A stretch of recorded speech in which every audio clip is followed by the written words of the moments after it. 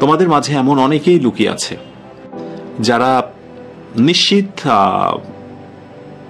ব্যর্থতার দিকে যাচ্ছে। এর পেছনে কারণ হলো যে কোনো কিছু আমার জন্য এটা আমাকে করতেই হবে, এটা আমাকে শিখতেই হবে, তারা এমনটি ভাবে না। এভাবেই যায় যতদিন, ঠিক এভাবেই হয়তোবা তোমার মনোযোগ বিচ্ছিন্ন হচ্ছে, তুমি কোথাও কোনোভাবেই তোমার কনসেন্ট্রেশন মনোযোগ দিতে পারছো না। আর হয়তোবা কমেন্টে কমন একটি কথা আসে যে কিছুই বুঝছি না, মাথার উপর দিয়ে যাচ্ছে। মাথার উপর দিয়ে তো যাবেই। তুমি কি কখনো ভেবেছো এটি আমার জন্য একেবারে ফাইনাল একটি মোমেন্ট, আমার আর কোনো পথ নেই, এখানে আমাকে 100% কনসেন্ট্রেশন দিতে হবে? যদি এই ভাবনাগুলো তোমার ভিতরে দৃঢ় হয়, আমি শিখতে চাই, এটা আমার জন্য লাস্ট গন্তব্য, দেখবে অটোমেটিক্যালি তুমি নড়ে সরে বসেছো এবং তোমার ভিতরে সবকিছু বোধগম্য হচ্ছে। সিরিয়াস হতে হবে এর জন্য, ডেফিনেটলি সিরিয়াসনেস জাগ্রত করো।